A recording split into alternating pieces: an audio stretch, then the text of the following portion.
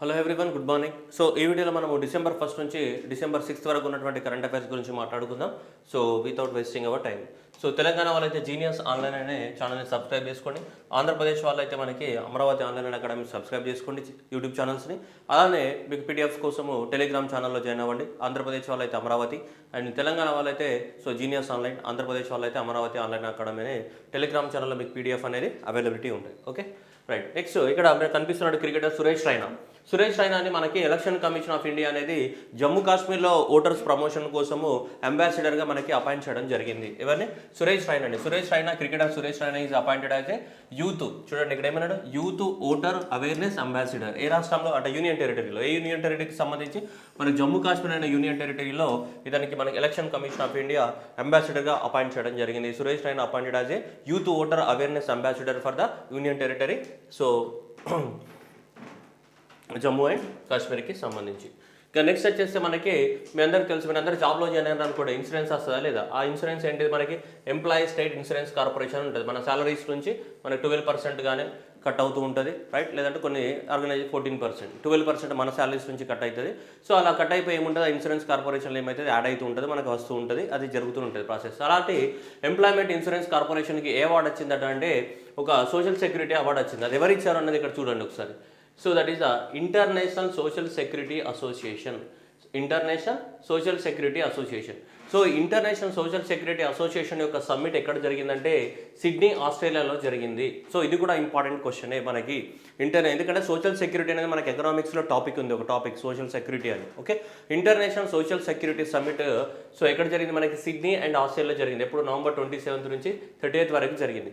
ఈ జరిగినటువంటి సమ్మిట్ లోపల మనకేంటిదంటే ఇంటర్నేషనల్ సోషల్ సెక్యూరిటీ అసోసియేషన్కి సంబంధించినటువంటి విజన్ 0 2023ని అవార్డుని గెలుచుకోవడం జరిగింది. అవార్డెడ్ ద విజన్ 0 2023 అవార్డు అనేది సో ఎవరికి రావడం జరిగింది? మనకి ఎంప్లాయీ స్టేట్ ఇన్సూరెన్స్ కార్పొరేషన్కి రావడం జరిగింది. ఓకేనా? సో ఈఎస్ఐ జనరల్ డైరెక్టర్ అయినట్టు రాజేంద్ర కుమార్ గారు దీన్ని రిసీవ్ చేసుకోవడం అనేది జరిగింది. మనకి ఎవరికి? స్టేట్ ఎంప్లాయీస్ ఇన్సూరెన్స్ కార్పొరేషన్కి. ఓకే,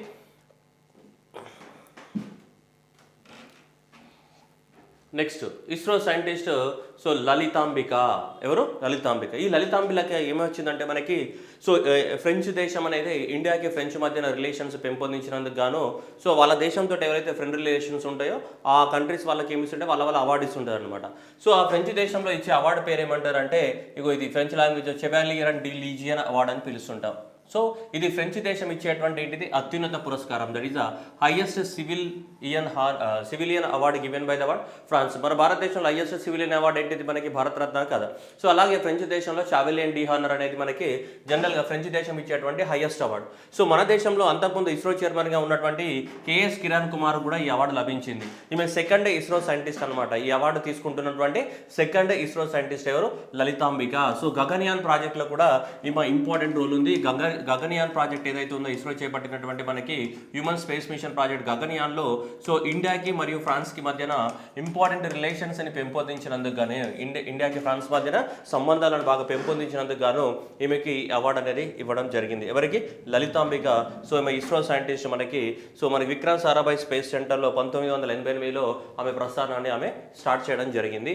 సో ఇప్పుడు ఫ్రాన్స్ దేశానికి చెందినటువంటి హైయెస్ట్ అవార్డును గెలుచుకుంటున్నటువంటి సెకండ్ ఇస్రో సైంటిస్ట్. ఇలా చాలామంది ఇండియన్కి వచ్చినాయి, కానీ ఇస్రో నుంచి ఇద్దరికి వచ్చినాయి. సో అంతకుముందు ఇస్రో చైర్మన్ కిరణ్ కుమార్కి, ఇప్పుడైతే మనకి సో ఈమె ఏమిటిది second ISRO scientist to receive this award. Kiran కుమార్కి ఎప్పుడు వచ్చింది? 2019లో రావడం జరిగింది. సో ఈ మేడంకి ఇప్పుడు రావడం జరిగింది. ఎవరికి? లలితాంబిక. ఎవరికి? Lalithambika. Next so wise prize for the education 2023. Wise prize. So wise prize అంటే మనకి ఎవరైతే ఎడ్యుకేషన్ బాగా ప్రమోట్ చేస్తారో సో దాన్ని వాళ్ళకి ఇచ్చేటువంటి అవార్డు అనమాట. సో వైస్ స్టాండ్స్ ఫర్ దిస్ అనమాట. ఇది world summit for the so education. So వైజ్ అంటే so world innovation. So world innovation summit for education. So education sector లోపల ఇన్నోవేషన్స్ని ప్రమోట్ చేయడానికి ఎవ్రీ ఇయర్ సమ్మిట్ జరుగుతుంటుంది. ఆ సమ్మిట్ పేరు ఏంటిది? వైస్ సమ్మిట్ అనమాట. ఆ వైస్ సమ్మిట్లో అవార్డు ఇచ్చేదాన్ని ఏమంటాం? వైజ్ అవార్డు అంటాం. Wise award is nothing but so world innovation summit for education. ఎడ్యుకేషన్లో కొత్త ఇన్నోవేషన్స్ని ప్రమోట్ చేసి సో అలాంటి వాళ్ళకి అవార్డు ఇస్తూ ఉంటారనమాట. సో అంతకుముందు మన దేశంలో ప్రాతం అనే ఎన్జిఓ ఉంది. ప్రాతం అనే ఎన్జిఓ మనకి ఢిల్లీలో ఉంటుంది. ఆ ప్రాతం అనే ఎన్జిఓ కూడా ఈ వైజ్ అవార్డు రావడం జరిగింది. సో ఇప్పుడు ఎవరికి వచ్చిందంటే మనకి సఫీనా హుస్సేన్ మేడంకి రావడం జరిగింది. So which means $5 lakh prize for the getting of 14 lakh girls back to the what school. So 14 లక్షల మంది చిల్డ్రన్స్ని స్కూల్లో తిరిగి స్కూల్లో జాయిన్ చేయడం జరిగింది ఈమె ఎఫర్ట్స్ వల్ల. అందువల్ల ఈమెకి వైస్ అవార్డ్ అనేది రావడం జరిగింది. సో ఎవరికి? Safeena Husain. Recognising their contribution and equality to the education through the educate the girls organ which empowers communities girls by partnering with the what government identity enroll it in the across the school. So ఇక్కడ తీసుకుంటే ఏంటిది? So the wise prize for the education established in the 2011 లో ఈ ప్రైజ్ని establishment చేయడం జరిగింది. ఎవరు? Qatar దేశం ఇస్తుంది అనమాట. So this Safina Hussain founder, the member of the Educate the Girls was awarded Wise Education Award by the Qatar Foundation. So ఎవరు ఈ వైస్ ప్రైజ్ని ఎస్టాబ్లిష్ చేసింది? ఎవరు? ఖతార్ దేశానికి చెందినటువంటి ఫౌండేషన్ పేరు ఏంటిది? ఖతార్ ఫౌండేషన్ వాళ్ళు ఎస్టాబ్లిష్మెంట్ చేశారు ఈ అవార్డుని. అప్పుడప్పుడు మళ్ళీ మీకు డౌట్ వస్తుంది, ఈ అవార్డుని ఎవరు ఎస్టాబ్లిష్మెంట్ చేశారు? Qatar foundation. సో ఇండియా నుంచి ప్రాథమ అనే ఎన్జిఓకి వచ్చింది ఇంతకుముందు, ఇప్పుడు ఎవరికి వచ్చింది? మనకి సఫీనా హుస్సేన్కి రావడం జరిగింది. Okay, world summit of innovation in the ఎడ్యుకేషన్కి సంబంధించింది మోస్ట్ ఇంపార్టెంట్ క్వశ్చన్ ఇది. ఓకే, ఎవరు ఇస్తారు మనకి ఇది? Next, Forbes Asia 2023 heroes philanthropy literatures. So philanthropy features. Philanthropy అంటే ఇది దాతృత్వం, ఎక్కువ మొత్తంలో దానాలు ధర్మాలు ఇచ్చేవాళ్ళని ఏమంటాం? వాళ్ళంటాం. మనకి ఫోర్బ్స్ అన్నాము. అండ్ ఫోర్బ్స్ అనేది ఏంటి? ఒక మ్యాగజిన్. ఈ మ్యాగజిన్ వాళ్ళు ఒక లిస్ట్ ప్రిపేర్ చేశారు. ఎవరిది? ఏషియాలో ఉన్నటువంటి వాళ్ళది లిస్ట్ ప్రిపేర్ చేశారు. ప్రపంచం మొత్తంలో కాదు, ఏషియాలో ఉన్నటువంటి వాళ్ళది. సో ఫోర్బ్స్ ఏషియా ఏ ఇయర్లో డొనేషన్ ఇచ్చిన వాళ్ళకి? మొత్తంగా 2023లో ఇచ్చిన వాళ్ళకి. సో ఏషియా కాంటినెంట్లో అకార్డింగ్ టు ఎవరి ప్రకారం? ఫోర్బ్స్ మ్యాగజిన్ ప్రకారం ఎక్కువ మొత్తంలో దాన ధర్మాలు చేసిన దాంట్లో మనకు తీసుకుంటే మనకి సో చాలా మంది ఉన్నారు. కానీ ఇండియా నుంచి మనకి ముగ్గురు అనే వాళ్ళు మనకి ఈ లిస్ట్లో ఉన్నారు. ఒకరు కేపీ సింగ్, రెండోరు Nandan Nilekani, once upon a time Infosys founder, and మూడోది వచ్చేసి ఎవరు? నిఖిల్ కామత్. ఈ ముగ్గురు అనే వాళ్ళు ఫోర్బ్స్ ఆసియా లిస్ట్లో మనకి ఉన్నారు. So the founder and chairman of the what Infosys ఎవరు? నందన్ నీలేకని. నీలేకని. అండ్ నెక్స్ట్ వచ్చేసి Nikhil Kamath, that is co-founder of the what Zerodha. So ఇతను ఉన్నాడు మనకి. Kushal Singh, chairman of the DLF limited. Kushal Singh, otherwise KP Singh, DLF, and Nandan Nilekani and Nikhil Kamath ముగ్గురు అనేవాళ్ళు మనకి ఇండియా నుంచి ఈ లిస్ట్లో ఉండడం జరిగింది. ఎవరు ఇచ్చినటువంటి లిస్ట్లో? ఫోర్బ్స్ ఇచ్చినటువంటి లిస్ట్లో. Forbes Asia magazine philanthropic list. Next, so Radhakrishna శిక్షణ్ Damani, founder of the DMart founder ఏవైతే ఉందో, డిమార్ట్ కంపెనీస్ ఉన్నాయి కదా. సో ఈ డిమార్ట్ కంపెనీ యొక్క ఫౌండర్ అన్నమాట ఇతను. సో ఇతను ఒక లిస్ట్లో టాప్లో ఉన్నాడు, ఇండియాలో ఒక లిస్ట్లో టాప్లో ఉన్నాడు. ఏ లిస్ట్లో టాప్లో ఉన్నాడు అంటే మీకు కన్ఫ్యూజ్ అవుతుంది. ఇక్కడ చూడండి, ఒక్కసారి కొంచెం కాన్సన్ట్రేట్ చేయాలి, లేకుంటే ఇది క్వశ్చన్ అర్థం కాదు. ఆన్సర్ తెలుసు కానీ డిమార్ట్ అధినేత గురించి చదువుకుంటా అంటావు, కానీ డిమార్ట్ అధినేత గురించి ఏం చదివాం అనేది మనకు లాస్ట్ కన్ఫ్యూజ్ అవుతుంది. సో అందుకని బీ కేర్ఫుల్. అసలు ఏంటి క్వశ్చన్ ఏంటిదంటే చూడండి ఒక్కసారి, ఇక్కడ ఇండియాస్ టాప్ 20 అన్నాడు. ఇండియాలో టాప్ 20 ఇక్కడ చూడండి ఒకసారి ఏమన్నాడు? సెల్ఫ్ మేడ్ ఎంటర్ప్రెన్యూర్స్ లిస్ట్ అన్నాడు. సెల్ఫ్ మేడ్ ఎంటర్ప్రెన్యూర్స్ అంటే వాళ్ళంతటా వాళ్ళే సో వాళ్ళ డబ్బుల్ని పెట్టుకొని వాళ్ళంతటా వాళ్ళ ఇన్నోవేషన్ స్టార్ట్ చేసి సో బిజినెస్ మెన్స్గా ఎదిగిన వాళ్ళని ఏమంటాం మనం? సెల్ఫ్ మేడ్ ఎంటర్ప్రెన్యూర్స్ అంటామా లేదా? సో అలానే ఇక్కడ ఏమన్నాడు? India's top 200 self made entrepreneurs of the millennial 2023లో వాళ్ళంతటా వాళ్ళు సో సొంతంగా బిజినెస్ని చేపట్టి ఒక ప్రపంచంలో ఒక ఉన్నత స్థాయికి ఎదిగిన వాళ్ళ లిస్ట్ ఇది. ఈ లిస్ట్ని ఎవరు ప్రిపేర్ చేస్తున్నారంటే ఫస్ట్ టైం ఈ లిస్ట్ వచ్చింది, ఇంతకుముందు రాలేదు. ఫస్ట్ టైం ఇది ఈ లిస్ట్ని ప్రిపేర్ చేయడం జరుగుతుంది. This is the what first edition. ఎవరు ప్రిపేర్ చేశారు ఈ లిస్ట్ని అంటే వీళ్ళు ప్రిపేర్ చేశారు. ఎవరు? ఐడిఎఫ్సి ఫస్ట్ బ్యాంక్ అని మన ఇండియాలో ఒక బ్యాంక్ ఉంది కదా, ఈ ప్రైవేట్ బ్యాంక్ ఇది. ఏది? ఐడిఎఫ్సి. సో ఈ ఐడిఎఫ్సి బ్యాంక్ వాళ్ళు మనకి సో ఈ లిస్ట్ని ప్రిపేర్ చేశారు. ఏ లిస్టుని? ఇండియాలో భారతదేశంలో టాప్ 200 మెంబర్స్. ఎవరు ఆ టాప్ 200? Self made entrepreneurs. ఎవరు? సెల్ఫ్ మేడ్ ఎంటర్ప్రెన్యూర్స్ యొక్క టాప్ 200 మెంబర్స్ యొక్క లిస్ట్ని ప్రిపేర్ చేయడం జరిగింది. ఆ లిస్ట్ లోపల మనకు ఫస్ట్ ఎవరున్నారు? సో రాధాకృష్ణన్ దమని ఉన్నారు. So tops the list of the 200 self made entrepreneurs of the మిలీనియాలో మనకి డిమార్ట్ ఫౌండర్ అయినటువంటి రాధాకృష్ణ దమని మనకి టాప్లో ఉన్నారు. ఓకే, క్లియర్ కదా? రైట్. నెక్స్ట్ వచ్చేసి స్వీడిష్ బ్యాంక్. దీనికి సంబంధించిన మనకి లిస్ట్ మీరు చూస్తే ఒక నిమిషం.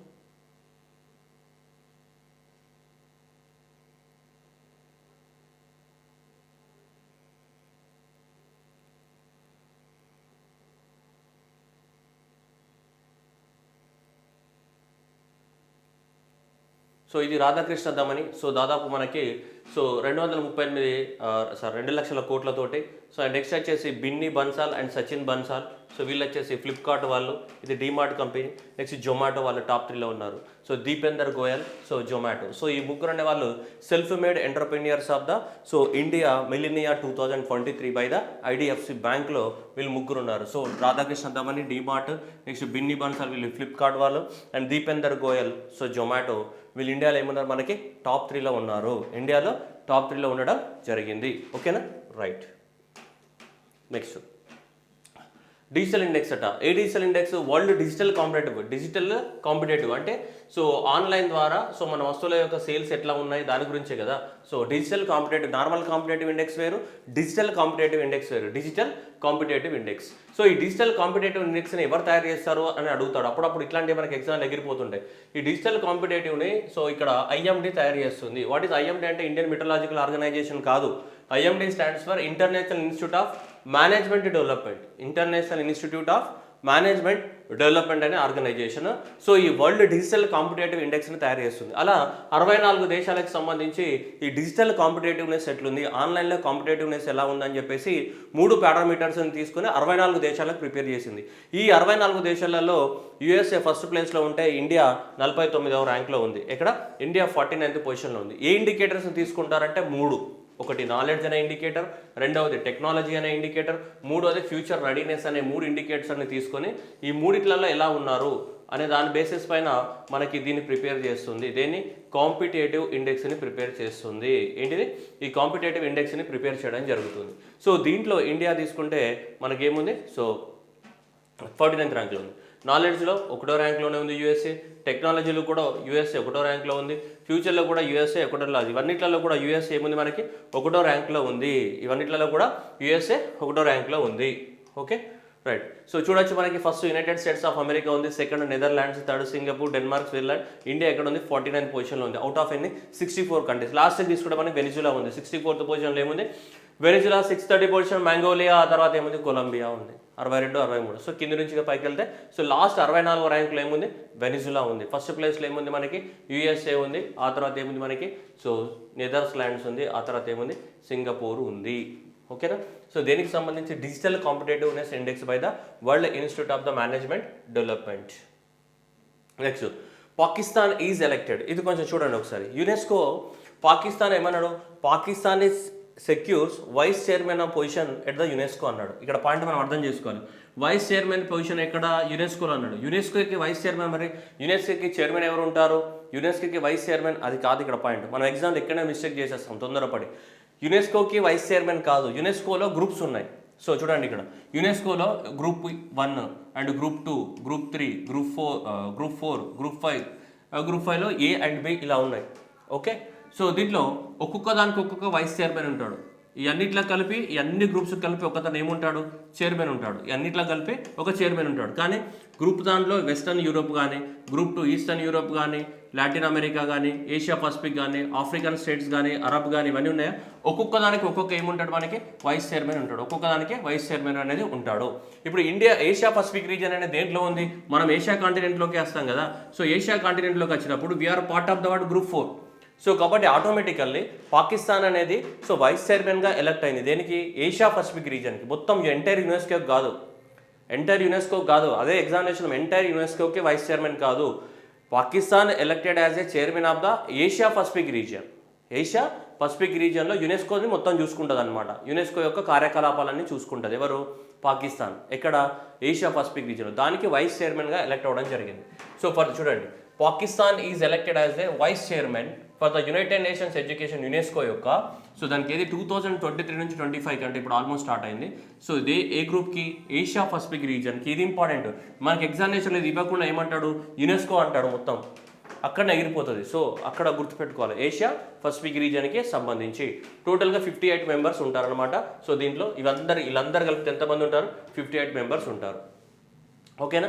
So out of the 58 board of the executive board, Pakistan secured the what 38 vote, defeating the what ఇండియాకి 18 ఓట్లే వచ్చినాయి. మనమే ఓడిపోవడం జరిగింది. సో పాకిస్తాన్ గెలిచి పాకిస్తాన్కి దీనికి వైస్ చైర్మన్ పోస్ట్కి రావడం జరిగింది. ఓకేనా. ఎవరిని డిఫీట్ చేసిందని కూడా ఎగ్జామినేషన్ అడగవచ్చు. ఎవరిని? ఇండియానే డిఫీట్ చేయడం అనేది జరిగింది. సార్ ఇవన్నీ గుర్తుపెట్టుకోవాలంటే ఇవన్నీ గుర్తుపెట్టుకోవాల్సిన అవసరం లేదు. జస్ట్ అర్థం అవ్వడానికి కోసమే మనకి. ఓకేనా, right. India to represent the Asia. ఇక్కడ చూడండి మళ్ళీ ఇట్లాంటివన్నీ కన్ఫ్యూజన్. ఇండియా అనేది దేన్ని రిప్రజెంట్ చేస్తుందంట? ఏషియా కాంటినెంట్ని రిప్రజెంట్ చేస్తుంది అంటున్నాడు. ఇండియా దేన్ని రిప్రజెంట్ చేస్తుంది? ఏషియా కాంటినెంట్ని రిప్రజెంట్ చేస్తుంది. అంటే ఏషియా కాంటినెంట్లో ఉన్నటువంటి అన్ని దేశాల తరపు నుంచి మన ఇండియానే రిప్రజెంట్ చేస్తుంది. దేంట్లో, ఎక్కడ, ఎందుకు అంటే చూడండి, ఇండియా ఇన్ ఎక్కడ executive committee of that is a Codex Alimentarius commission. ఎక్కడి వరకు? That is a Codex Alimentarius కమిషన్లో అంటున్నాడు. What is Codex Alimentarius commission? ఈ క్వశ్చన్ ఎక్కడ వచ్చిందో మీకు గుర్తుందామా? ఈ క్వశ్చన్ మన గ్రూప్ 1 ఫిలిమ్స్లో వచ్చింది, క్యాన్సిల్ అయినటువంటి గ్రూప్ 1 ఫిలిమ్స్ అక్టోబర్ 2022లో జరిగినటువంటి గ్రూప్ 1 ఫిలిమ్స్లో ఈ క్వశ్చన్ వచ్చింది మీకు. ఎలిమెంటారియస్ కమిషన్ దేని గురించి అని చెప్పేసి ఈ క్వశ్చన్ ఆల్రెడీ అడగడం జరిగింది. వాట్ ఈస్ ఎలిమెంటరీ కెనాల్ అంటే ఏంటిది? ఆహార నాళమే కదా, ఆహారపు గొట్టం. మనకి ఇక్కడ నుంచి మనకి ఆహారాన్ని తీసుకెళ్లే కెనాల్ ఏమంటాం మనం? ఎలిమెంటరీ కెనాల్ అంటామా లేదా మనం? ఇది మౌత్ కానీ, జాస్ కానీ, ఇవన్నీ ఏంటి మనకి? బక్కల్ క్యావిటీ కానీ, ఫార్నిక్స్ కానీ, ఇవన్నీ ఏంటి మనకి part of the word elementary canal. అంటే ఫుడ్కి సంబంధించింది కదా. మౌత్ కానీ, ఫార్నిక్స్ కానీ, ఇవన్నీ దేనికి సంబంధించిన? బక్కల్ క్యావిటీ కానీ. సో ఇవన్నీ దేనికి సంబంధించిన? మనకి ఎలిమెంటరీ, ఫుడ్ తీసుకోవడానికి కదా. సో కాబట్టి మనం ఇక్కడ గుర్తుపెట్టుకోవాల్సింది ఏంటిదంటే ఎలిమెంటారియస్ అంటే దేనికి సంబంధించింది? ఇది ఫుడ్కు సంబంధించింది అని, ఎలిమెంటరీ కెనాల్ అని. So elementary canal is nothing but అది ఫుడ్కు సంబంధించి, అంటే ప్రపంచంలో మనకి ఫుడ్కు సంబంధించినటువంటి రూల్స్ అండ్ రెగ్యులేషన్స్ని ఈ కమిషన్ ప్రిపేర్ చేస్తుంది. ఏ commission? Codex of the Alimentarius commission. ఇది ఎవరి కింద పనిచేస్తుంది అంటే సేమ్ పేరులోనే ఉంటుంది. ఎవరి కింద పనిచేస్తుంది? Food and agriculture organisation. ఎక్కడ ఉంటుంది అది? రోమ్, ఇటలీలో ఉంటుంది. So united nations food and agriculture organisation ఎక్కడ ఉంటుంది మనకి? సో మనకి రోమ్, ఇటలీలో ఉంటుంది. ఆ రోమ్, ఇటలీలో జరిగిన మీటింగ్లో నవంబర్ 27 నుంచి అప్పుడు జరిగినటువంటి మీటింగ్ ఏదైతే ఉందో ఆ మీటింగ్ లోపల ఇండియా అనేది ప్రపంచ దేశాలను రిప్రజెంట్ చేస్తుంది. ఏ ప్రపంచ దేశాలని? ఏషియా కాంటినెంట్ని రిప్రజెంట్ చేస్తుంది ఇండియా. దేంట్లో? కోడెక్స్ కమిషన్లో. దేనికి సంబంధించి? ఫుడ్. కోడెక్స్ కమిషన్ ఏం చేస్తుంది అంటే మనకి చూడండి ఇక్కడ. So commission on the Alimentarius Codex commission is international organisation the develop the food standards, guidelines and the codes of practice and Codex Alimentarius is a Latin word which means food code. Alimentary canal అంటే ఏంటి? ఫుడ్డే కదా, అలా గుర్తుపెట్టుకోండి. So ఈ codex ఎలిమెంటరైజ్ Codex commission ఏదైతే ఉందో దాంట్లో ఏషియా కాంటినెంట్ నుంచి మనమే మెంబర్ అన్నమాట. ఓకే, మళ్ళీ అట్లాంటివి చూడండి 4 క్వశ్చన్లు సేమ్ ఉన్నాయి కానీ దేనికో కన్ఫ్యూజ్ అయిపోతావు. మొత్తానికి ఎగ్జామినేషన్లో బోల్తా పడతావు. పాకిస్తాన్ అనేది దేనికి సెలెక్ట్ అయింది? యునెస్కో యొక్క వైస్ చైర్మన్గా. దేనికి? ఏషియా పసిఫిక్ రీజన్కి. ఇండియా దేంట్లో ఎలెక్ట్ అయింది అంటే కోడెక్స్ కమిషన్. ఏ Codex? Alimentarius commission. Okay, Codex of Alimentarius కమిషన్కి సో ఇండియా అనేది మెంబర్ అయ్యింది. ఇప్పుడు థర్డ్ చెప్తున్నాం. మళ్ళీ ఏమంటున్నాడు? India is re-elected to international maritime council అంటున్నాడు. ఇంటర్నేషనల్ మెరిటైమ్ ఆర్గనైజేషన్ అన్నాడు. ఐఎంఓ. ఇంటర్నేషనల్ మెరిటైమ్ ఆర్గనైజేషన్ ఎక్కడ ఉంటుంది? లండన్లో ఉంటుంది. ఎక్కడ ఉంటుంది దీని హెడ్ క్వార్టర్? లండన్లో ఉంటుంది. యూకే లండన్లో ఉంటుంది అనమాట. దీని యొక్క హెడ్ క్వార్టర్ యూకే లండన్లో ఉంటుంది. ఇది స్టాండర్డ్ బిట్ కూడా. International maritime organisation. International maritime organisation ఏంటిది? సముద్ర రవాణా గురించి చూసుకుంటుంది. సో ఇంటర్నేషనల్ మెరిటైమ్ ఆర్గనైజేషన్స్లో ఏమేమి ఉంటాయి అని చూస్తే మీరు ఒకసారి ఆలోచించాలి. ఇక్కడ కూడా మళ్ళీ కన్ఫ్యూజన్. ఇంటర్నేషనల్ మెరిటైమ్ ఆర్గనైజేషన్ ఏదైతే ఉందో 3 గ్రూప్స్ ఉంటాయి చూడండి. So total consisting of the 40 members ఉంటాయి. దేంట్లో? ఇంటర్నేషనల్ మెరిటైమ్ ఆర్గనైజేషన్ యొక్క దేని గురించి మాట్లాడుతున్నాం మనం? కౌన్సిల్ గురించి మాట్లాడుతున్నాం. ఓకేనా? సో ఈ కౌన్సిల్ ఎన్ని కంట్రీస్ ఉంటాయి? 40 కంట్రీస్ ఉంటాయి. సో ఒక్కొక్క కంట్రీ ఎన్ని సంవత్సరాల పాటు కొనసాగుతుంది? 2 years పాటు కొనసాగుతుంది. దీంట్లో ఏమున్నాయి? కేటగిరీ ఏ కంట్రీస్ ఉన్నాయి, కేటగిరీ బి కంట్రీస్ ఉన్నాయి, కేటగిరీ సి కంట్రీస్ ఉన్నాయి. Category A, category B, category C అనే 3 కంట్రీస్ ఉన్నాయి. సో కేటగిరీ ఏలో 10 కంట్రీస్ ఉన్నాయి, కేటగిరీ బిలో 10 కంట్రీస్ ఉన్నాయి, కేటగిరీ సిలో ఏమున్నాయి? 20 కంట్రీస్ ఉన్నాయి. మరి కేటగిరీ ఏ దేని మీద కాన్సన్ట్రేట్ చేస్తారు అంటే కేటగిరీ ఏలో ఉన్న కంట్రీస్ అన్నీ కూడా ఇంటర్నేషనల్ షిప్పింగ్ మీద కాన్సన్ట్రేట్ చేస్తాయి. కేటగిరీ బిలో ఉన్న కంట్రీస్ అన్నీ కూడా సీబార్న్ సముద్ర రవాణా, సీబార్న్ ట్రేడ్ మీద కాన్సన్ట్రేట్ చేసే కంట్రీలు. అండ్ కేటగిరీ సిలో ఉన్నాయన్నీ కూడా సముద్రం ద్వారా ట్రాన్స్పోర్టేషన్కి సంబంధించి వస్తువులని ట్రాన్స్పోర్టేషన్ చేస్తూ ఉంటాయి. ఇవి వస్తువుల యొక్క ఎగుమతి దిగుమతి చేస్తుంటాయి. ఇది ఓన్లీ ట్రాన్స్పోర్ట్కి సంబంధించింది. ఇక్కడ ఏంటిది? ఇంటర్నేషనల్ షిప్పింగ్ చేస్తూ ఉంటాయి అన్నమాట. సో ఇలా వాళ్ళు కేటగిరీలో ఉన్న ఇంటర్నేషనల్ షిప్పింగ్, కేటగిరీలో ఉన్న సీ ట్రేడ్, వీళ్ళ కేటగిరీలో ఉన్న ఏంటిది మనకి ట్రాన్స్పోర్ట్ నావిగేషన్కి సంబంధించినవి. ఇలా 3 కేటగిరీస్గా డివైడ్ చేశారు. ఎన్ని ఉన్నాయి? మొత్తం 40 కంట్రీస్ ఉన్నాయి. ఈ 40 కంట్రీస్ ఒకసారి దీంట్లో మెంబర్ అయినా అంటే ఎన్ని సంవత్సరాల పాటు కొనసాగుతాయి? 2 ఇయర్స్ పాటు కొనసాగుతాయి. ఎక్కడ? దేంట్లో? ఇంటర్నేషనల్ మెరిటైమ్ ఆర్గనైజేషన్ యొక్క ఏంటిదమ్మా ఇది? Council. Okay, international maritime organisation యొక్క కౌన్సిల్. Okay right. ఇప్పుడు ఇండియా అనేది గ్రూప్ బిలో కేటగిరీ బికి మనకి రీఎలెక్ట్ అవ్వడం జరిగింది. Category B, category means 10 countries ఉంటాయి which are having the what largest interest in the international seaborne trade. Seaborne ట్రేడ్కి సంబంధించి మనకి. ఓకేనా అమ్మా? చూడండి, ఇప్పుడు India reelected to international maritime organisation యొక్క దేనికి? కౌన్సిల్కి ఎలెక్ట్ అయింది. ఎప్పటికీ 2024 అండ్ 2025 సంవత్సరాలకు కానీ. ఏ దేంట్లో? Category below. ఓకేనా? ఇండియా దేనికి? కేటగిరీ బికి సెలెక్ట్ అయింది. సో 2 ఇయర్స్ ఉంటాయని చెప్పాం కదా, అందుకే బై నేమ్. 2 ఇయర్స్ అంటే ఏంటి? బై నేమ్ కదా. So 157 votes out of the 167 which is the highest number of the votes among the candidates in the category B states. ఓకేనా? సో అలా గుర్తుపెట్టుకోవాలి. కేటగిరీ బిలో వీళ్ళంతా ఉన్నారు. ఎవరు? India, Australia, Brazil, Canada, France, Germany, Netherlands, Spain, Sweden, ఇవన్నీ 10 countries అనేవి మనకి కేటగిరీ బి అనేది ఉన్నాయి. సో కేటగిరీ బి దేనికి సంబంధించింది? సీ బార్న్ ట్రేడ్కి, సముద్రం ద్వారా ఎక్కువ మొత్తంలో ఎక్స్పోర్ట్స్ అండ్ ఇంపోర్ట్స్ చేయాలనుకునే కంట్రీస్ అన్నమాట. అవన్నీ కూడా దేంట్లో ఉంటాయి? కేటగిరీ బిలో ఉంటాయి. మనం కూడా ఆ కేటగిరీ బికి ఏమయ్యాం? రీఎలెక్ట్ అవ్వడం జరిగింది మెంబర్గా. ఓకేనా? చూడడానికి సింపుల్, ఒకటే లైన్ ఉంది కానీ అది మనకు అర్థం అవ్వదు. అసలు ఏంటిది, వాట్ ఈస్ వాట్ అనేది అన్నీ ఎలెక్ట్ అయినట్టే ఉంటాయి, ఏదో మనకు తెలియదు. Right. Next, president Draupadi Murmu confers the president. ఏమన్నాడు? ప్రెసిడెంట్స్ అన్నాడు. ఇక్కడ చూడండి, నెక్స్ట్ ప్రెసిడెంట్స్ ఏమన్నారు? కలర్ అన్నాడు. What is mean by president's colour? President colour అనేది ఒక ఫ్లాగ్ ఇస్తారు, ఫ్లాగ్ పెడతారు. ఈ ప్రెసిడెంట్ కలర్ మెడల్ ఎవరికి ఇస్తారు అంటే ఆర్మీ యొక్క కంటోన్మెంట్కి ఇవ్వడం జరుగుతుంది. ఒక ఆర్మీ యొక్క కంటోన్మెంట్కి ఇస్తారు, ఒక ఇండివిజువల్ పర్సన్స్కి ఇవ్వరు. ఒక ఆర్మీ యొక్క రెజిమెంట్కి కానీ ఆర్మీ కంటోన్మెంట్కి కానీ ఇవ్వడం జరుగుతుంది. That is the highest honour given by the what? President. So చూడండి, so that is the president's ఇది also known as what? Rashtrapati का Nishan. It is the highest honour bestowed on the military unit, ఒక కంటోన్మెంట్కి or ఒక రెజిమెంట్కి. Military unit for the exemplary service and courage and the డిసిప్లిన్కి ఉన్నటువంటి ఒక మిలిటరీ యూనిట్కి ఇస్తారు, ఒక ఇండివిజువల్ పర్సన్స్కి ఇవ్వరు. ఒక మిలిటరీ యూనిట్కి ఇవ్వడం జరుగుతుంది. ఎవ్రీ ఇయర్ ఒక మిలిటరీ యూనిట్కి ఇవ్వడం జరుగుతుంది. అలాగే దాని ప్రెసిడెంట్ కలర్ అనేది ఒక మిలిటరీ యూనిట్కి వచ్చేటువంటి హైయెస్ట్ అవార్డు, మనకి ఒక మిలిటరీ యూనిట్కి వచ్చే హైయెస్ట్ అవార్డు ఇది. సో ఈ సంవత్సరము ఇది ఎవరికి రావడం జరిగిందంటే armoured forces medical college Pune వాళ్ళకి రావడం జరిగింది. This is very important. ఈ సంవత్సరానికి కానీ సో ప్రెసిడెంట్స్ కలర్ మెడల్ అంటే highest award will be given to the what? Military unit, ఒక మిలిటరీ రెజిమెంట్కి కానీ యూనిట్కి ఇచ్చేది, ఇండివిజువల్ పర్సన్కి కాదు. సో ద్రౌపది ముర్ము గారు ఇవ్వడం జరిగింది. ఎవరికి? సో ఆర్మర్డ్ ఫోర్సెస్, ఏఎఫ్ఎంసి అంటాం కదా, armoured forces so college Pune మహారాష్ట్రకి మనకి ప్రెసిడెంట్ కలర్ రావడం జరిగింది. ఓకేనా? ప్రెసిడెంట్ మెడల్ కాదు, మళ్ళీ ఆంధ్రప్రదేశ్లో తాగే బ్రాండ్ ఉంది కదా ప్రెసిడెంట్ మెడల్, బూమ్ బూమ్ అని, అది కాదు. మళ్ళీ ప్రెసిడెంట్ మెడల్ అనుకున్నా, ప్రెసిడెంట్ మెడల్ కాదమ్మా, president colour. Okay. Next, union minister railways ఏం లాంచ్ చేశారంట? గజరాజ్ సిస్టమ్ అని లాంచ్ చేశాడు. ఒరిస్సాలో ఎక్కువ మొత్తంలో ఏముంటాయి మనకి? ట్రైన్ పట్టాల మీద మనకి ఏనుగులు పోతూ ఉంటాయి పాపం ఇలా ట్రైన్. సో ట్రైన్ యాక్సిడెంట్స్ అనేది చాలా ఎక్కువ మొత్తంలో జరుగుతుంటాయి. అందువల్ల ఏం చేశారంటే మనకి ఆర్టిఫిషియల్ ఇంటెలిజెన్స్ ద్వారా ఒక సిస్టమ్ని తయారు చేశారు. దాని ద్వారా ఏంటిదంటే ఏనుగుల్ని అలర్ట్ చేస్తారు. అట్లాగే రైల్వే డిపార్ట్మెంట్ని కూడా అలర్ట్ చేసి సో మనకి ఈ ఏనుగుల ద్వారా ఈ యాక్సిడెంట్ని తగ్గించాలి, రైల్వే యాక్సిడెంట్స్ సో తగ్గించాలి. వీటికి ఏనుగులకు అయ్యే రైల్వే యాక్సిడెంట్స్ అని తగ్గించాలి. దానికోసము సో చూడండి artificial intelligence based surveillance system అనేది తయారు చేసింది railway department to reduce the elephant deaths on the railway tracks. ఆ సిస్టమ్ పేరు ఏంటిది మనకి? Gajraj system. So Gajraj system, గజ అంటే ఏనుగే కదా, సో ఇక్కడ రాజు అంటే రాజులాగా జీవించాలి, చచ్చిపోకూడదు. సో కాబట్టి so Gajraj system is the railways to use the artificial intelligence for saving the what elephants from the getting killed on the tracks పైన ఎలిఫెంట్ చనిపోకుండా మనం కాపాడగలగాలి. Okay. Next, world's first portable hospital అంటే ఏంటిది? మూవేబుల్ హాస్పిటల్, ఒక place నుంచి ఇంకో ప్లేస్కి మూవ్ అయ్యే హాస్పిటల్. దాని పేరు ఏంటిది? ఆరోగ్య మైత్రి ఎయిడ్ క్యూబ్ అనేది స్టార్ట్ అవ్వడం జరిగింది. సో ఎక్కడ స్టార్ట్ అయింది మనకి? గురుగాం హర్యానాలో స్టార్ట్ అయింది. ఇక్కడ గురుగాం హర్యానాలో స్టార్ట్ అయింది. This project was designed indigenously by the project Bhishm by Bharat health initiative for Sahyog Hita and the Mythri.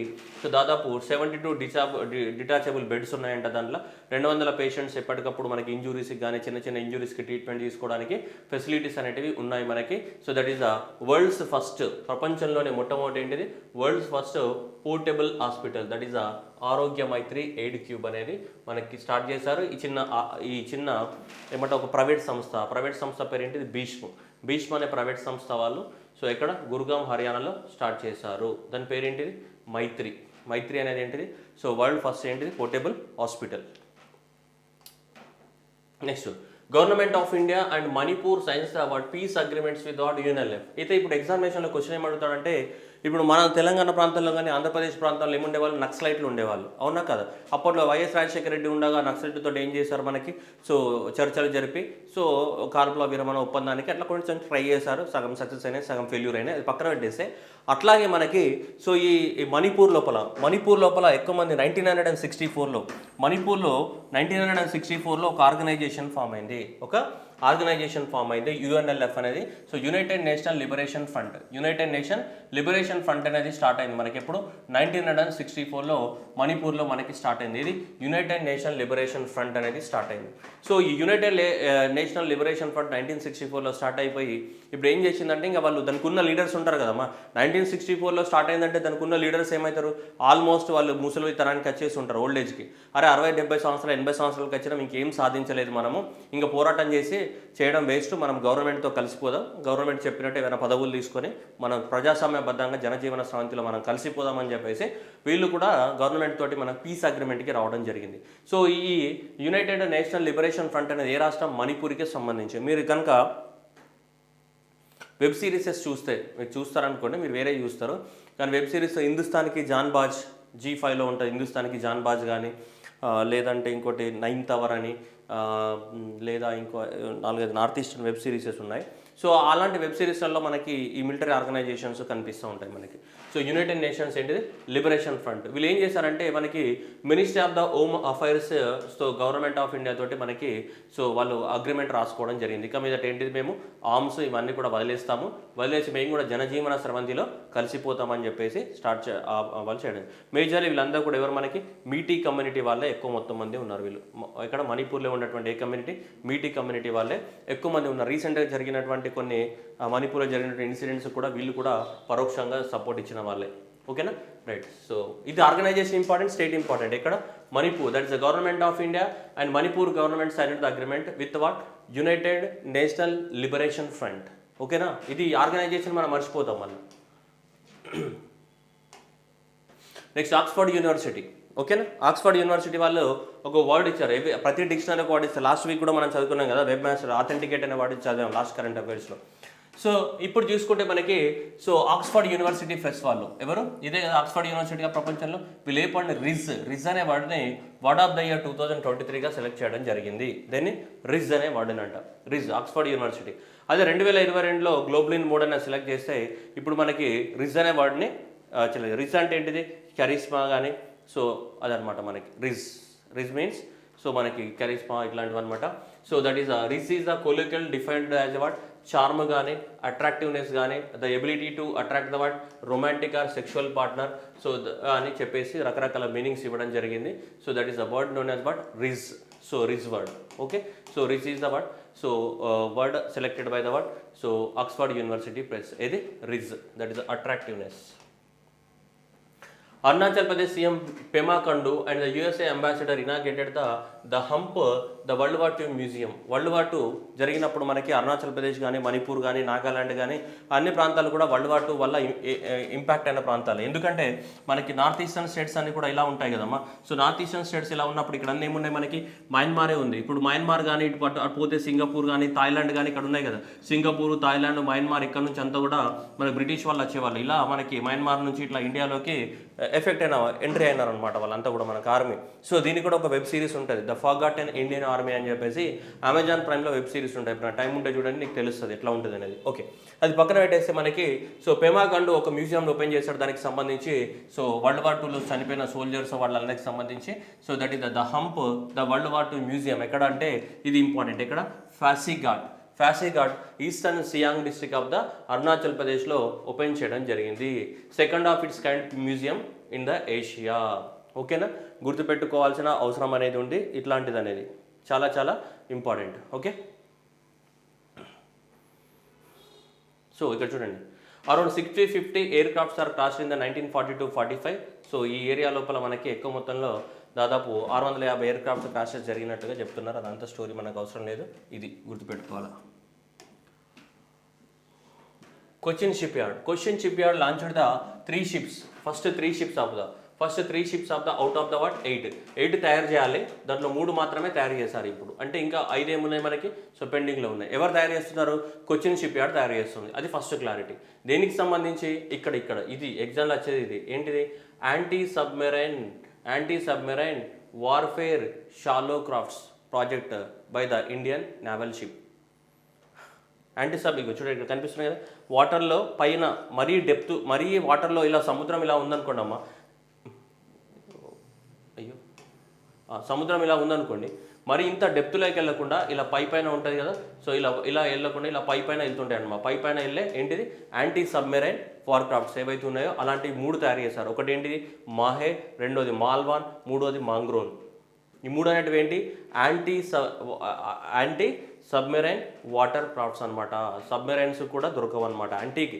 And ఏవైనా సబ్మెరైన్స్ ఉంటే అవి ఫైర్ చేసినా కానీ మనకు దొరకవు, గాజీ సినిమాలో చూసినట్టు కానీ అట్లా కానీ. సో ఎవరు తయారు చేశారు ఇవి? కొచ్చిన్ షిప్ యార్డ్ వాళ్ళు తయారు చేశారు. మొత్తానికి 8 తయారు చేయడానికి కాంట్రాక్ట్ ఇస్తే మనకి ఎన్ని తయారు చేశారు? 3 మాత్రమే తయారు చేశారు, మిగతా 5 పెండింగ్లో ఉన్నాయి. సో కాబట్టి ఎగ్జామినేషన్లో మీరు బట్టి పట్టాల్సింది ఏంటిదంటే ఐఎన్ఎస్ మాహే కానీ, ఐఎన్ఎస్ మాల్వాన్ కానీ, ఐఎన్ఎస్ మ్యాంగ్రోల్ కానీ ఇవేందని అడుగుతాడు. ఇవన్నీ కూడా ఈ 3 అనేటివి ఏంటి అంటే, so anti submarine, so warfare shallow crafts. ఇవన్నీ కూడా ఏంటి? Anti submarine warfare shallow water crafts అని గుర్తుపెట్టుకోవాలా. ఓకేనా, సో అది గుర్తుపెట్టుకోవాల్సిన అవసరం ఉంది. Okay, next, the Indian navy received the first 4 survey vessels of the large ships Sandhayak. ఈ సంధ్యక్ ఏందని అడుగుతాడు. ఈ సంధ్యక్ ఏంటిదంటే మనకి సో హైడ్రోగ్రాఫిక్ సర్వే చేస్తుంది. వాటర్లోకి వెళ్ళి వాటర్లో ఏం మినరల్స్ ఉన్నాయి, ఏ ఫిషెస్ ఉన్నాయి, వాటర్లో ఏమేమి ఉన్నాయని చెప్పేసి మొత్తం హైడ్రోగ్రాఫిక్ సర్వే చేస్తుంటుంది లోపల వాటర్. సో అలా మనకి దీన్ని బిల్డ్ చేసిన వాళ్ళు ఎవరు? మన కోల్కతాలో ఉన్నటువంటి ఎవరు? Garden Reach Shipbuilders at the Kolkata వాళ్ళు దీన్ని బిల్డ్ చేయడం జరిగింది. So that is the Sandhayak is the first of the 4 survey vessels ships for the Indian navy. 1/4 4 order ఇచ్చారు. సో 4 ఆర్డర్ ఇస్తే ఇది ఫస్ట్ వెసల్. దేనికి సంబంధించింది? సో ఇది గార్డెన్ రీచ్ బిల్డర్స్ కోల్కతా వాళ్ళు తయారు చేశారు. ఇంతకుముందు మనం చదివినటువంటి యాంటీ సబ్మెరైన్ వార్ క్రాఫ్ట్స్ చూసుకుంటే ఇది మాహే కానీ, మాల్వాన్ కానీ, మ్యాంగ్రోల్ కానీ ఎవరు తయారు చేశారు? కొచ్చిన్ షిప్ యార్డ్ వాళ్ళు తయారు చేశారు. ఎగ్జామినేషన్లు ఇవి కన్ఫ్యూజ్ అవుతూ ఉంటాయి ఎవరెవరు తయారు చేశారని. సో ఇవి హైడ్రోగ్రాఫిక్ సర్వే చేసేటువంటి సంధ్యక్ని ఎవరు తయారు చేశారు? ఇది సో ఈ సంధ్యక్ని తయారు చేసిన వాళ్ళు ఎవరు మనకి? సో ఇది garden Reach ship builders of the Kolkata. So 110 meters and 16 meters of the width. So ఇవన్నీ ఉన్నాయి, మనకు అది అవసరం లేదు. బట్ ఇది ఏం చేస్తుంది అనేది మనకి important. So it will helps in the hydrographic survey. So hydrographic survey చేస్తుంటుంది మొత్తం కూడా. సో ఇక్కడ first 4 vessels for the hydrographic survey ఇక్కడ నాకు అనిపిస్తుంది. ఇది after launch under the comprehensive trial for the hardness at the sea. So made indigenously developed, manufactured by the so steel అత. Okay right. Sandhayak ఏంటిదంటే వాళ్ళు మర్చిపోయారు. సంధ్యక్ అంటే మళ్ళీ so this is the hydrographic survey vessel. మీరు అన్నీ మర్చిపోతారు, లాస్ట్కి ఎగ్జామినేషన్లో కొంపలు ముంచేస్తారు. ఏంద్రా వారి అంటే ఏం లేదు సార్ అంటావు చెప్తాం మనం. Right. Next, world biggest experimental nuclear fusion reactor. Nuclear fusion జరుగుతుంది. మామూలుగా ఏమైతే జనరల్గా న్యూక్లియర్ ఎనర్జీ అనేది దేని ద్వారా ప్రొడ్యూస్ అవ్వాలా? ఫ్యూజన్ ద్వారా కదా. ఇది న్యూట్రాన్ అనేది విడిపోయి ఇది 3 న్యూట్రాన్లను విడుదల చేస్తే ఇది మళ్ళీ ఇంకో 3 న్యూట్రాన్లు, ఇది మళ్ళీ ఇంకో 3 న్యూట్రాన్లు. జనరల్గా న్యూక్లియర్స్లో ఏం జరుగుతుంది? న్యూక్లియర్ ఫ్యూజన్ రియాక్షన్ జరుగుతుంది కదా. న్యూక్లియర్ ఎనర్జీలో ఏం జరుగుతుంది? న్యూక్లియర్ ఫ్యూజన్ జరుగుతుంది, విచ్ఛిన్నం జరుగుతుంది. ఓకే, సో కానీ ఇక్కడ న్యూక్లియర్ ఫ్యూజన్ గురించి న్యూక్లియర్ ఫ్యూజన్ గురించి టొకామాక్ జపాన్లో తయారు చేసినటువంటి ఏంటిది? టొకామాక్. సో దాని పేరు ఏంటిదంటే JT60SA అనేది. This is the world's largest most advanced nuclear ఏముందమ్మా? ఫ్యూజన్ ఉంది. ఎగ్జామినేషన్లో నువ్వు అబ్జర్వ్ చేయవు. ఎగ్జామినేషన్లో నిన్ను కూడా వాడు ఏం చేస్తాడు? ఫిషన్ చేస్తాడు నిన్ను కూడా. ఇక్కడ ఎగ్జామినేషన్ న్యూక్లియర్ ఫ్యూజన్ రియాక్టర్ అంటాడు. It is not the nuclear fusion reaction, nuclear fusion reactor ఇది. Nuclear fusion reactor. జనరల్గా ఫ్యూజన్ జరుగుతుంది, కానీ ఇది అది కాదు. అందుకోసం ఎగ్జామినేషన్ నీకు ఇక్కడ దెబ్బేస్తాడు గట్టిగా. సో కాబట్టి it is our nuclear fusion reactor. So ఎక్కడ తయారైంది ఇది? జపాన్లో టోరస్, జపాన్ వాళ్ళు తయారు చేసినటువంటి torus 60 super advanced so operations అనేది, సూపర్ అడ్వాన్స్డ్ వర్షన్ అనేది నాకా జపాన్లో ఇది స్టార్ట్ అవ్వడం జరిగింది.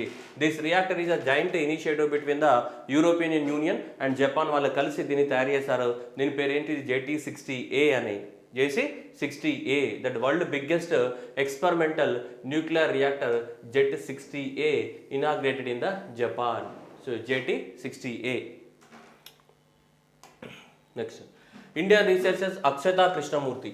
So Akshata Krishnamurthy so Indian researchers మన దగ్గర నుంచి ఇక్కడ మసాచుసెట్స్ ఆఫ్ ఇన్స్టిట్యూట్లో చదువుకున్న తర్వాత అక్కడ ఉన్నటువంటి నాసాలో సైంటిస్ట్గా జాయిన్ అవ్వడం జరిగింది. సో ఇండియన్ ఈమె. సో ఈమె ఏమవుతుందంటే ఇప్పుడు సో మార్స్ పైకి వెళ్ళబోతుంది. మార్స్ యొక్క రోవర్ ఉంది కదా, that is the first Indian women to operate the rover on the Mars with N. Rover ఎక్కడ ఉంటుంది? మార్స్ ప్లానెట్ పైన ఉంటుంది. మార్స్ ఎక్కడ ఉంటుంది? మార్స్ ప్లానెట్ పైన ఇక్కడ మిషన్ ఉంటుంది.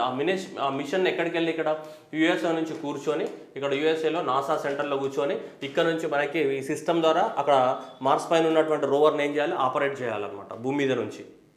ఓకే, అక్కడ నాసా పంపించిన రోవర్ ఎక్కడ? మార్స్ పైన ఉన్న రోవర్ని. అలా మార్స్ పైన ఉన్న రోవర్ని ఆపరేట్ చేస్తూ దాని ఇన్ఛార్జ్ అన్నమాట. సో అలా అక్షతా కృష్ణమూర్తి సో అలా మనకి సెలెక్ట్ అవ్వడం జరిగింది. That is the Mars, that is the first Indian citizen to collect the sample from the Mars. అర్థమవుతుందా? First Indian citizen to collect the samples from the Mars నుంచి samples collect చేస్తూ ఉంటుంది మనకి. So అలా collect చేస్తున్నటువంటి రోవర్కి first అనమాట. Rover ఎక్కడ ఉంటుంది? మార్స్ పైనే మనం పంపించిన రోవరే. ఓకే, చంద్రయాన్లో కూడా ఉంది కదా మనకి ప్రజ్ఞాన్ విక్రమ్ లాగా, విక్రమ్ ల్యాండర్ ప్రజ్ఞాన్ రోవర్ లాగా. ఓకే, అట్లా. సో దానికి ఇన్ఛార్జ్ అనమాట. అంటే మేము మార్స్ పైకి వద్దు అనుకున్నాను. మార్స్ పైకి పోదు, మార్స్ పైకి ఎవడు ఓడు. భూమి మీద నుంచి దాన్ని ఏం చేస్తారు? ఆపరేట్ చేస్తారు అనమాట అక్కడ దాన్ని. Okay, next China launches MisrSat. ఎవరి కోసమో చూడండి. చైనా నేషనల్ స్పేస్ ఏజెన్సీ అనేది ఒక శాటిలైట్ని తయారు చేసి ఇచ్చింది. దాని పేరేంటిది? మిస్రత్ అనే శాటిలైట్. ఏ దేశానికి? ఈజిప్ట్కి. So launches satellite with along with March 2 carrier for the what జాక్వెలి satellite station north west China నుంచి లాంచ్ చేయడం జరిగింది. China launches MisrSat 2 satellite jointly developed with the ఈజిప్ట్తో కలిసి దీన్ని తయారు చేయడం అనేది జరిగింది. It is the optical remote sensing satellite was jointly developed by the Egyptian space agency and the China వాళ్ళు కలిసి దీన్ని తయారు చేయడం అనేది జరిగింది. ఓకే, సో ఇదేంటి? Remote sensing satellite. ఏది? మిర్సాట్. ఏది? మిస్రత్ ఏదో ఒకటి. నెక్స్ట్ వరల్డ్ ఎయిడ్స్ డే అందరికీ తెలుసు. సో December 1 అనేది వరల్డ్ ఎయిడ్స్ డేగా సెలబ్రేట్ చేసుకుంటాము. ఈ సంవత్సరానికి సంబంధించిన థీమ్ ఏంటిదంటే లెట్స్ కమ్యూనిటీస్ లీడ్ అనే థీమ్ తోటి వరల్డ్ ఎయిడ్స్ డేని మనం సెలబ్రేట్ చేసుకోవడం జరిగింది. నెక్స్ట్ వచ్చేసి national pollution day or national pollution prevention day. 1984 December 2 రోజు ఏం జరిగింది? మనకి భోపాల్ గ్యాస్ స్టార్ట్ జరిగింది. సో మీథైల్ ఐసో సైనైట్ గ్యాస్ అనేది రిలీజ్ అయిందా లేదా? సో ఏమైంది? మీథైల్ ఐసో సైనైట్ అనే గ్యాస్ రిలీజ్ అయింది, సైనైట్. సో అలా December 2 జరిగింది కాబట్టి దానికి గుర్తింపుగానే మనం ఎవ్రీ ఇయర్ December 2 ఏం చేస్తున్నాం? నేషనల్ పొల్యూషన్ డేగా మనం సెలబ్రేట్ చేసుకుంటున్నాం. To commemorate the so remember the what December 2 Bhopal gas tragedy. So అదంతా కూడా పొల్యూషన్ జరిగింది కాబట్టి ఆ డేనే మనం ఎవ్రీ ఇయర్ ఏం చేస్తున్నాం? మనం నేషనల్ పొల్యూషన్ డేగా సెలబ్రేట్ చేసుకుంటున్నాం ఇప్పుడు December 2. This is international day for the what persons with disabilities. So December 3 celebrate చేసుకుంటున్నాం మనము. సో ఇది 1992 నుంచి ఎవ్రీ ఇయర్ మనం సెలబ్రేట్ చేసుకుంటున్నాం మనము. సో ఈ సంవత్సరానికి చూసుకుంటే మనకి యునైటెడ్ థీమ్ వచ్చేసి United in the action to rescue and achieve the sustainable development goals with and by the what persons with the what disability. So overall ఇదంతా సొల్లు అవసరం లేదు. సో ఈ సంవత్సరం యొక్క మనకి థీమ్ ఏంటిదంటే సస్టైనబుల్ డెవలప్మెంట్ గోల్స్ని అచీవ్ చేయడం. ఎవరికి సంబంధించినవి? ఫిజికల్లీ డిసేబుల్డ్ పీపుల్కి సంబంధించినటువంటి సస్టైనబుల్ డెవలప్మెంట్ గోల్స్ని అచీవ్ చేయడం అనేది ఈ సంవత్సరం యొక్క థీమ్ అనేది మనకి. ఏది? International day for the what persons with the what disabilities. Next world soils day. World science day every year December 2013 నుంచి మనం సెలబ్రేట్ చేస్తున్నాము. According to United Nations General Assembly 2013లో డిక్లేర్ చేసింది. ఏది? December 5 వరల్డ్ సాయిల్స్ డేగా celebrate చేయడం అనేది. So 2013 నుంచి 23 అంటే ఇది 10th కదా, 13 నుంచి 23 అంటే 10th సాయిల్స్ డే ఇది. సో ఈ సంవత్సరం యొక్క థీమ్ కనుక తీసుకుంటే వరల్డ్ సాయిల్స్ డే యొక్క థీమ్ తీసుకుంటే soil water A source of life అనే పేరుతోటి మనకి ఈ సంవత్సరం యొక్క వరల్డ్ సాయిల్స్ డేని మనం సెలబ్రేట్ చేయడం జరిగింది. వరల్డ్ సాయిల్ డేని సెలబ్రేట్ చేయడం జరిగింది.